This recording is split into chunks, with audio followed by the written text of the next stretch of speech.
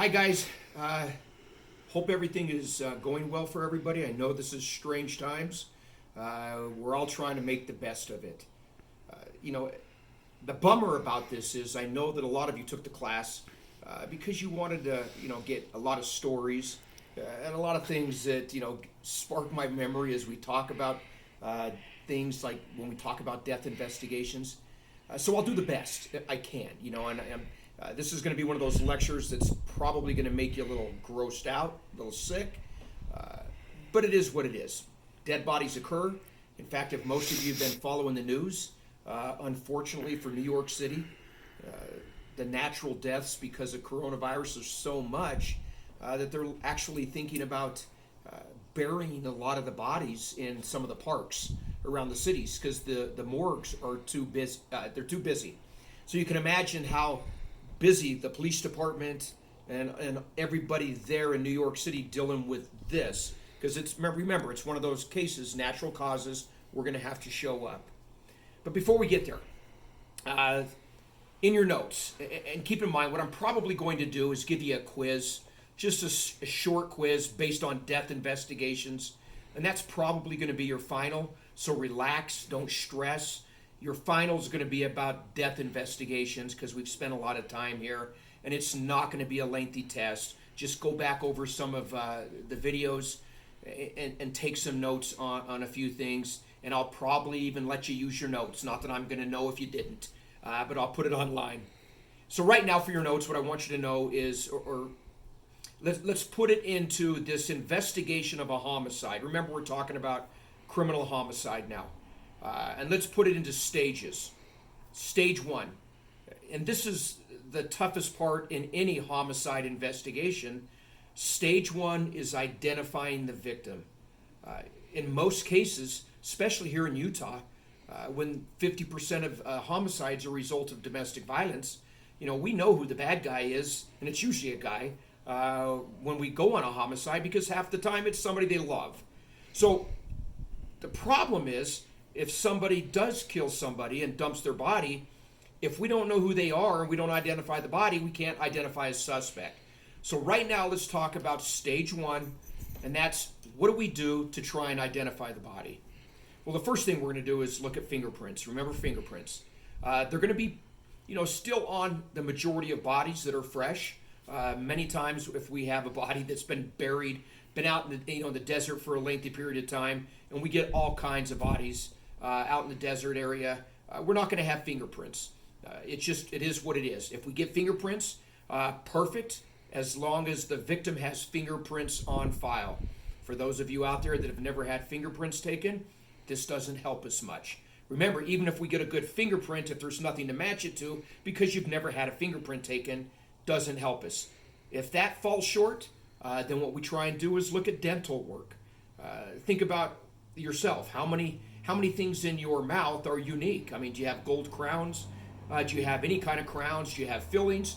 Something that if we went to your dentist because you're a missing person, we can try and tie that together with, remains or a body that we have somewhere.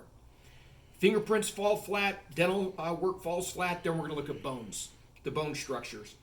Think about everybody out there, how many have had broken bones, shoulder, leg. We're going to show signs in the bones for those broken bones that you've had in the past. Or the last thing would be surgical procedures. Like myself, I've had surgery on my knee. Look for those surgical procedures. These are the four things that we're going to hope to use to identify the body. Many times we're just not going to know. And I can tell you right now in Vegas, we have a lot of homicide victims, a lot of bodies that we still don't know who they are because we have not been able to identify who that person is. So stage one, identifying the victim. Stage two, in your notes I want you to put down stage two. This is where we establish the TOD, the time of death. And how do we do that? Everybody always asks, how do we establish time of death? Remember, that's what the coroner is going to give their expert opinion on, is the time of death based on science and things that they're going to do and we're going to talk about. It's extremely important when we're talking about domestic violence, when we talk about a motive and whether or not somebody was here, somebody could have done it or could not have done it. So the things that we're going to do, we're going to look at that window of death. When did this body when did it cease to exist? You know, when it stopped functioning as a human. And the things that we're going to look at are three things. The first one is what we call postmortem lividity. Postmortem lividity, think of it as it's almost Easter. Think of it as taking an egg, and when you take an egg and you dip it in the coloring, and when you pull it out, there's that distinct line of color inside of that egg that we've just dyed. When you die, your body, when it breaks down, it does the same thing. All the blood in your body, when your heart stops pumping, all of the blood will, based on gravity, flow down to the lowest part. If I was to die in this chair right here, and a lot of people do, trust me, a lot of people die in the bathroom on their throne when they're going doing their business. And we would look at postmortem lividity. If someone was to die sitting down on a toilet or in a chair like this, the minute they die, all the blood rushes, and at some point, you'd be able to see, if you took their clothing off, a distinct line going across their thighs and across their buttocks, and it looks like someone had just dipped them in dye, like an Easter egg. And we know this is how the person died in this position because that's where the blood's at. If somebody was shot in this chair and somebody shot me, and they left me here for a period of time, max lividity is 10 to 12 hours. So if somebody let me sit in this chair for, say, 10 hours, I'm going to show lividity. And if they don't understand that because I've got clothing on and they took my body because they shot me and they put it in a car and threw me on the side of the road, when the detectives arrive and I'm on the side of the road, they can clearly see that lividity, that the person laying down didn't die that way. They died in a seated position based on lividity. So if you understand lividity, but remember, max lividity is 10 to 12 hours. If you see a distinct coloration, we know the body's at least 10 to 12 hours because of max lividity. The next one's rigor mortis. We've all seen rigor mortis. All these animals on the side of the road, when they get hit by a car, they're no different than us. Rigor mortis is when your body stiffens. As the process, we're all breaking down our body. At the minute you die, your body's putrefying and it's decomposing and going back to the earth like everything else. And we're going to go through stages. Your body will stiffen. Rigor mortis is this idea that prior to turning into putrefied mush, your body will stiffen. 12 to 24 hours is max rigor mortis. So if I roll up on a body and this person is stiff as a board, I mean, they're stiff, and I'm showing signs of lividity and they're stiff as a board, I know that this person's been dead at least 12 to 24 hours. And then after 24 hours, then you start to get soft and you start to putrefy. So if there's no rigor mortis and there's no lividity and we start to turn a bluish green, we're all going to decompose the same. No matter what race, no matter what you are, you're going to decompose. So we're going to have an idea based on rigor mortis, postmortem lividity. Now let's get to algor mortis. That's A-L-G-O-R. A lot of you probably have never heard this term. Algor mortis is one that if we roll up on a fresh homicide, somebody has just been shot, no signs of lividity, no signs of rigor mortis. Obviously, this is somebody that was just shot, very recent. When we talk about recent, that's less than 10 hours. We use algor mortis. And this is nothing more than like taking a thermometer for your turkey at Thanksgiving and you shove a turkey thermometer in the turkey. We know how long you've been dead based on what's the temperature of your body. So I'll try and explain to you. Now remember, if we find a body in the water, in the ice, this is all going to change. So you have to take into consideration the weather. Inside of a house, when we've got normal conditions, it's 72 degrees in here, then at normal conditions, your body's going to break down a specific way.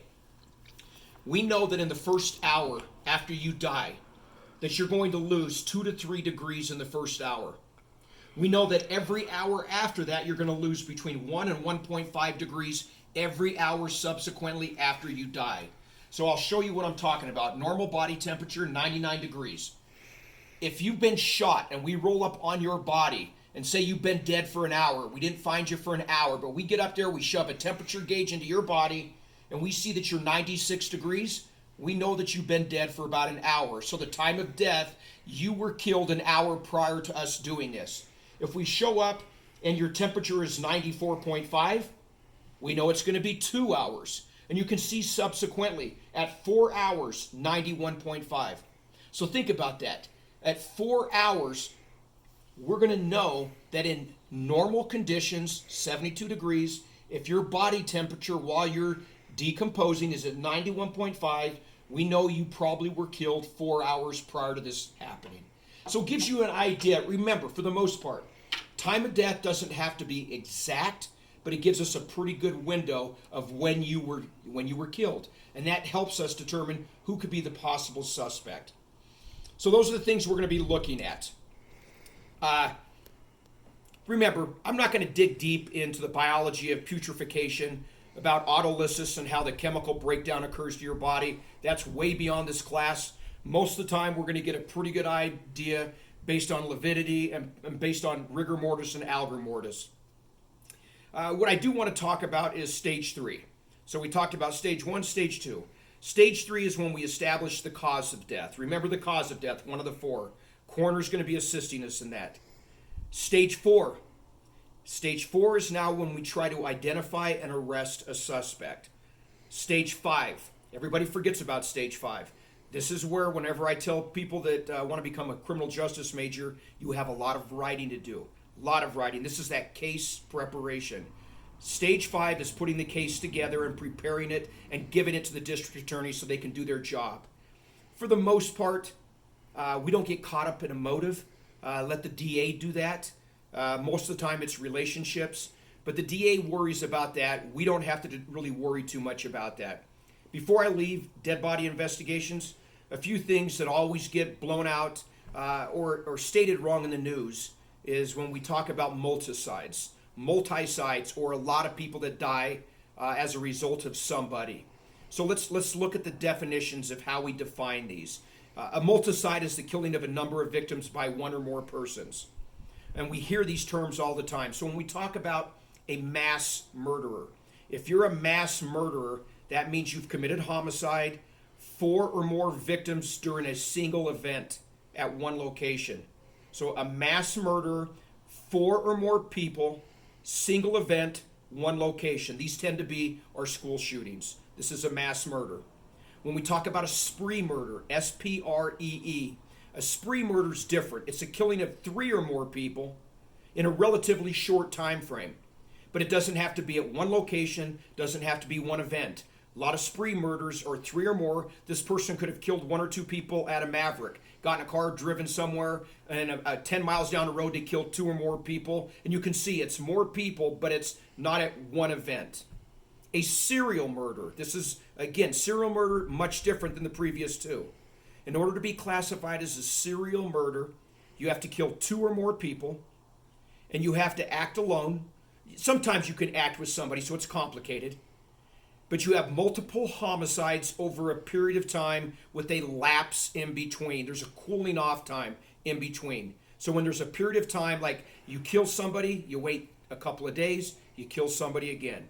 Wait 2 or 3 days, kill somebody again. But technically, you only have to kill 2 people with that cooling off in order to be considered a serial murderer. So these are the classifications that at least I want you to understand. Hopefully, I've given you an idea how we investigate a criminal homicide and explained to you how we try and put the case together. If you have questions, send me an email. Other than that, we're going to kind of finish up here with the dead bodies. I'm going to put a quiz together, but I'm going to give you some time over the next few days to get this all taken in. Write notes out on my lectures because you'll be allowed to use that on Canvas. Your quiz final will be on Canvas and it's timed, so you'll only have so much time to do each question, but you'll be allowed to use your notes. Have things written out for my lectures. Be safe. We'll see you next time.